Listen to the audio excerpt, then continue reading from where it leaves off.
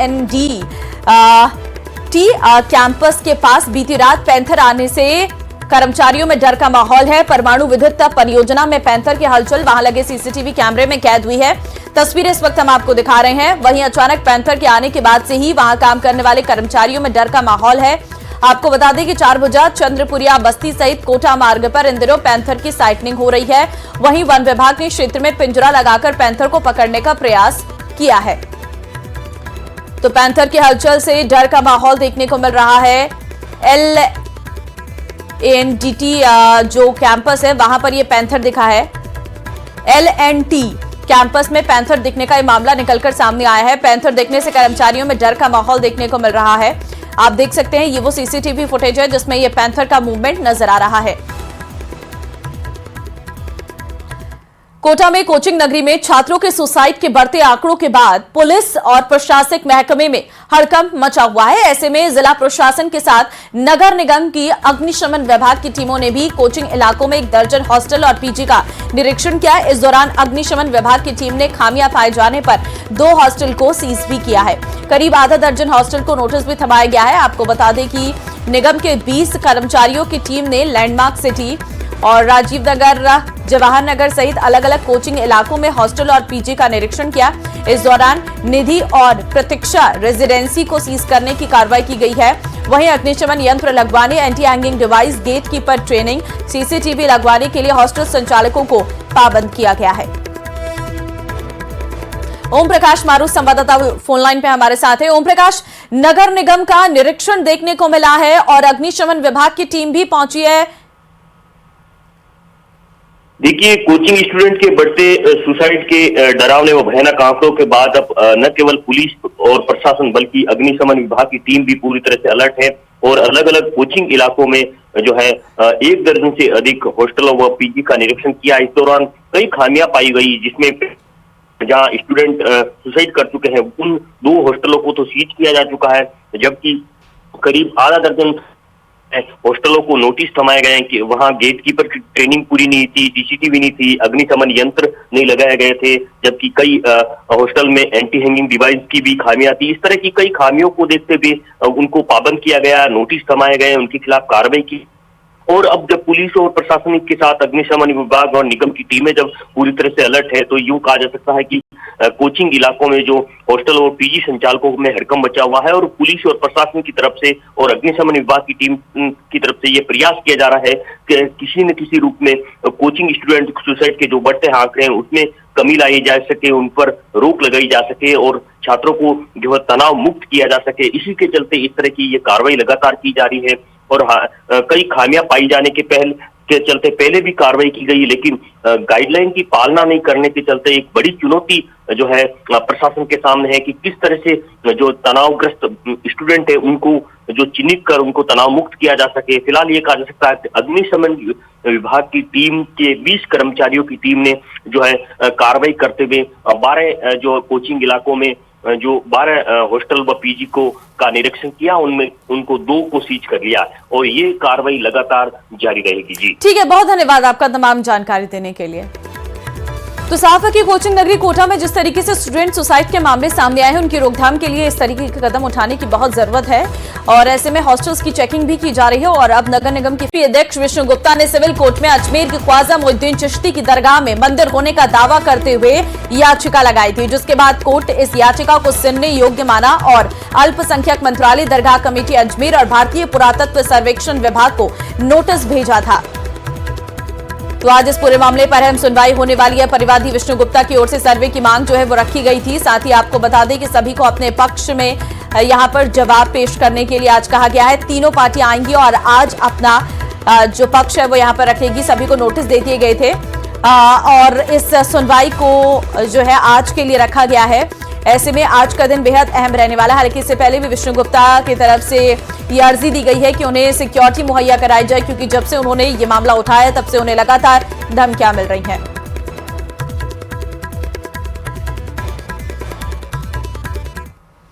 जयपुर से बड़ी खबर है, एआरटीओ पर छापेमारी से जुड़ी है बड़ी अपडेट आपको देंगे। संजय शर्मा के ठिकानों पर कल दिन भर छापेमारी चली है। जयपुर, भरतपुर, मुरादाबाद में 10 ठिकानों पर छापेमारी की गई है। आरोपी और उसके परिजनों के नाम से कृष्णानगर, वैशाली में एक मकान, करनी नगर में एक प्लॉट के दस्तावेज मिले हैं। अलीगढ़ यूपी में भी एक भूखंड, चिड़िया भवन और मुरादाबाद यूपी में 25 बीघा जमीन के दस्तावेज मिले हैं।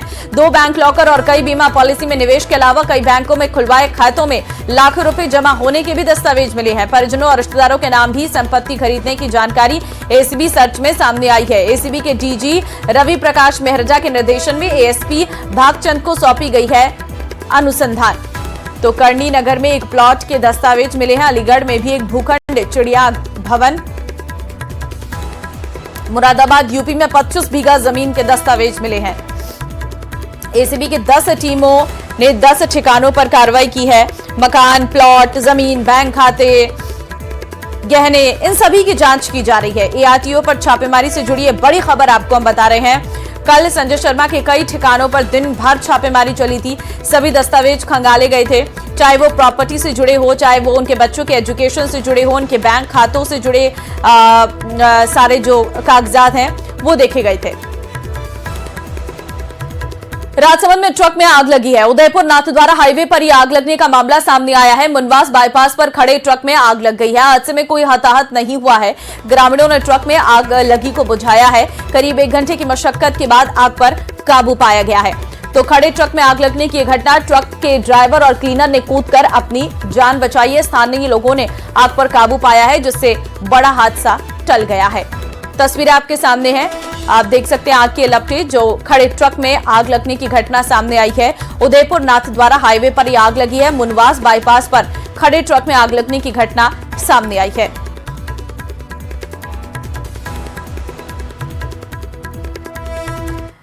और अब बीकानेर से बड़ी खबर आपको देंगे। नशा तस्कर को पुलिस ने गिरफ्तार किया है। आरोपी 2 साल से फरार चल रहा था। आरोपी सतपाल सिंह उर्फ लड्डू को पंजाब से गिरफ्तार किया गया है। आरोपी पंजाब में मादक पदार्थ सप्लाई का मुख्य सरगना है।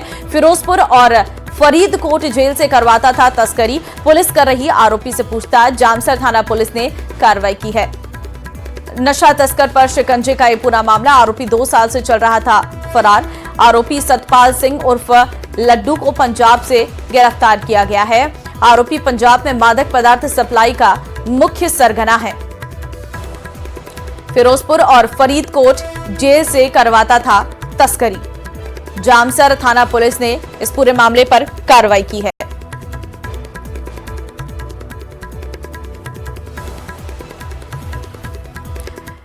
जालोर में इन दिनों लकी ड्रॉ के नाम पर आम जनता को ठगने का गोरख धंधा बड़े पैमाने पर फल फूल रहा है। इनामी लकी ड्रॉ के नाम पर आम जनता को करोड़ों रुपए के कूपन बेचे जा रहे हैं। संयोजक लकी ड्रॉ स्कीम से अर्जित पैसों में से मंदिरों और गौशालाओं को कुछ प्रतिशत आर्थिक सहयोग देने के बाद अवैध तरीके से करोड़ों रुपए के वारे न्यारे कर रहे हैं। अवैध तरीके से चलाई जा रही इनामी लकी ड्रॉ स्कीम का प्रचार प्रसार करने के लिए सोशल मीडिया इन्फ्लुएंसर और लोक कलाकारों का भी सहयोग ले रहे हैं, जिससे अधिक से अधिक लोगों को प्रभावित कर सके। आपको बता दें कि पहले भी इलाके में इनामी ड्रॉ के नाम हंगामा हुआ था।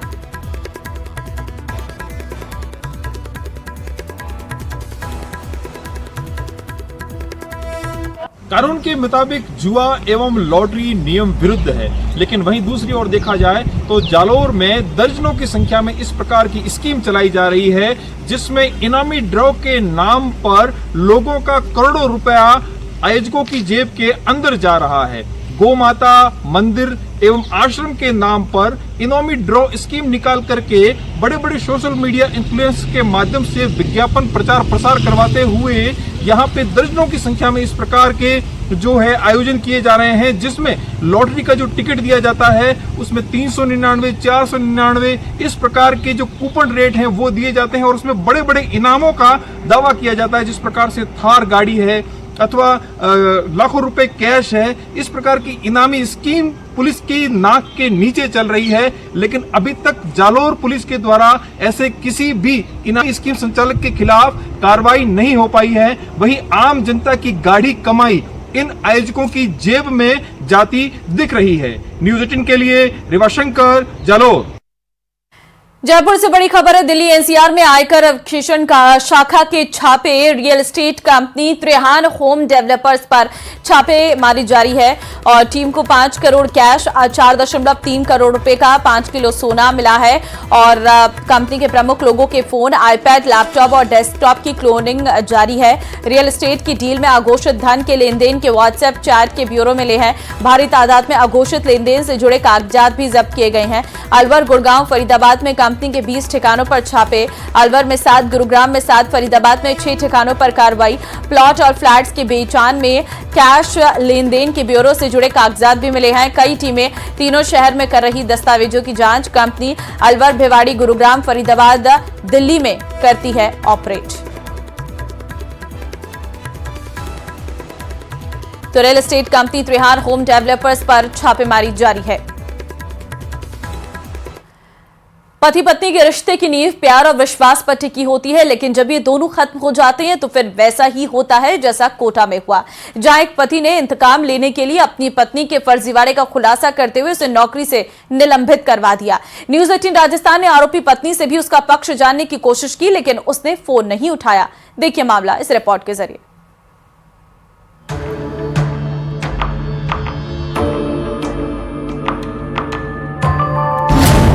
पत्नी के सिर चढ़कर बोली कामयाबी, इंतकाम पर उतरा दिल जला पति। पति की शिकायत पर सपना सस्पेंड।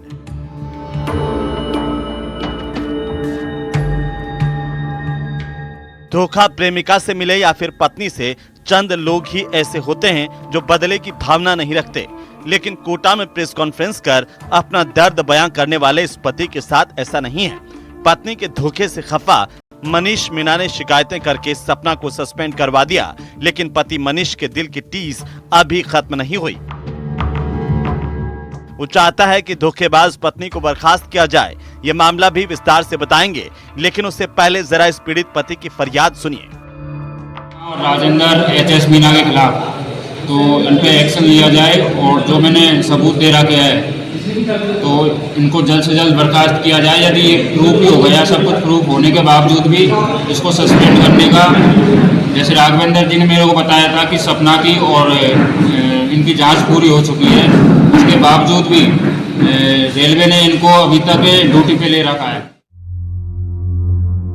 दरअसल पीड़ित मनीष मीणा अपनी पत्नी पर मुख्य रूप से 2 आरोप लगा रहे हैं। उनका पहला आरोप है कि पत्नी ने डमी कैंडिडेट बिठाकर रेलवे में नौकरी हासिल की।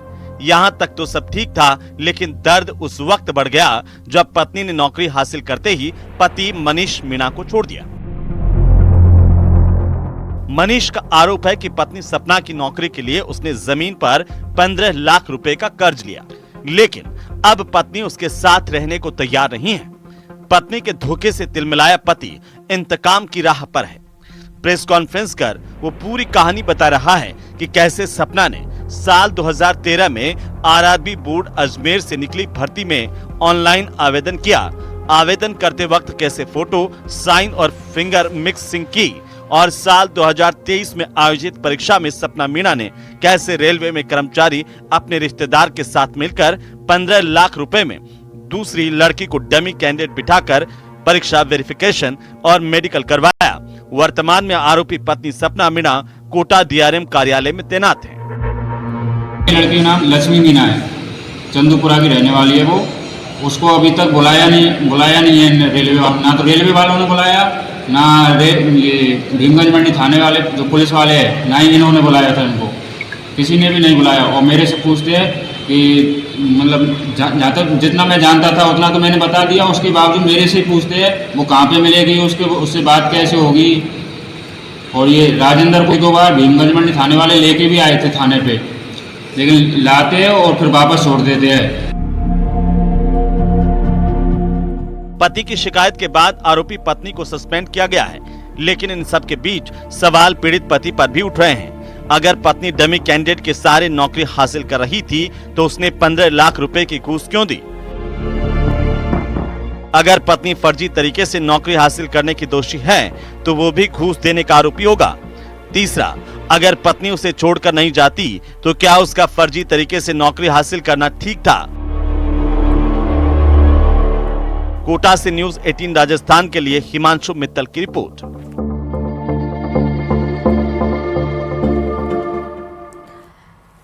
अब मौसम से जुड़ी बड़ी खबर आपको देंगे। आगामी एक सप्ताह के दौरान मौसम साफ रहने वाला है। उत्तरी हवाओं के प्रभाव से पारे में गिरावट के आसार हैं। 2 से 4 डिग्री तक पारे में हो सकती है गिरावट। अगले 2 दिन उत्तरी राजस्थान में कोहरा छाने के आसार हैं।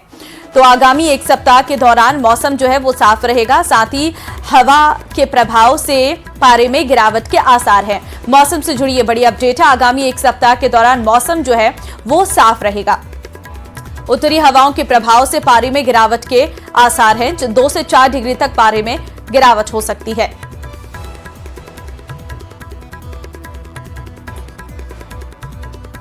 तो 2 से 4 डिग्री तक पारे में गिरावट दर्ज की जा सकती है। देखिए, मौसम में लगातार परिवर्तन देखने को मिल रहा है। अगले 2 दिन राजस्थान में कोहरा छाने के आसार हैं, लेकिन हाँ, हवाओं का रुख क्योंकि बदलेगा तो ऐसे में टेम्परेचर कम होने की जानकारी सामने आ रही है। ठंड थोड़ी कम हो सकती है। 2 से 4 डिग्री तक पारा गिर सकता है।